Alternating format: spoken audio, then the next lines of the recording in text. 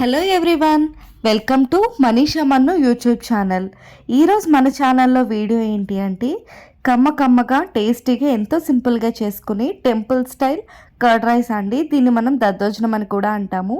ఎలా ప్రిపేర్ చేయాలో ఈ వీడియోలో చూడండి.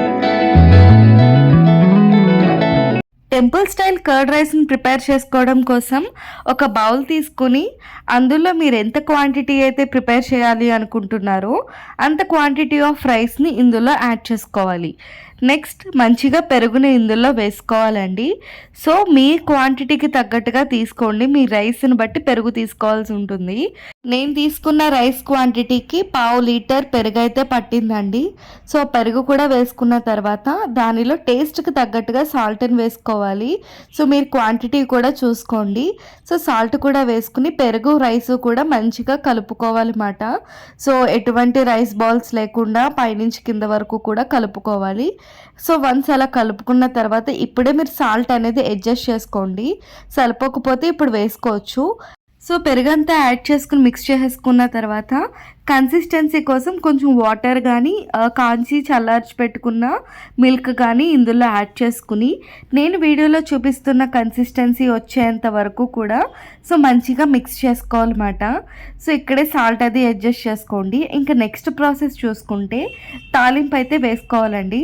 దానికోసం స్టవ్ ఆన్ చేసుకుని చిన్న బాండీ పెట్టుకుని అందులో 1.5 టేబుల్ స్పూన్స్ వరకు ఆయిల్ని అయితే యాడ్ చేసుకోవాలి. ఈ ప్లేస్లో మీరు గీ యాడ్ చేసుకున్నా పర్లేదు. ఆయిల్ ప్రీహీట్ అయిన తర్వాత అందులో సన్నగా తరిగి పెట్టుకున్న పచ్చిమిర్చి ముక్కల్ని ఇందులో యాడ్ చేసుకోవాలి. అండ్ చిన్న అల్లం ముక్కను కూడా చిన్న చిన్న ముక్కలుగా కట్ చేసుకుని ఇందులో యాడ్ చేసుకుని మంచిగా ఫ్రై చేసుకోవాలండి.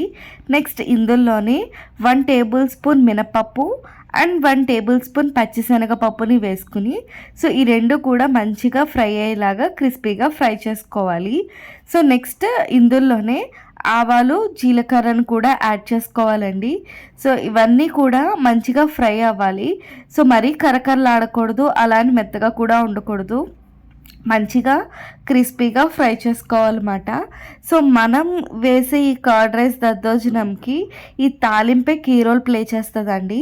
సో ఇక్కడ మనం పర్ఫెక్ట్గా తాలింపు అది వేసాము అంటే కర్డ్ రైస్ అయితే తిరిగి చూసుకోక్కర్లేదు. మనం వేసిన అల్లం పచ్చిమిర్చి ఫ్లేవర్స్ అయితే ఎక్సలెంట్గా ఉంటాయన్నమాట.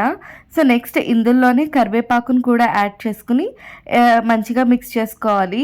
అండ్ జస్ట్ 2 ఎండుమిరపకాయలు యాడ్ చేసుకుని సో ఈ పోపుని మనం కర్డ్ రైస్లోకి యాడ్ చేసేసుకోవాలండి. సో పోపు నేను చూపించిన విధంగా ఫ్రై చేసుకోండి, చాలా బాగుంటుంది.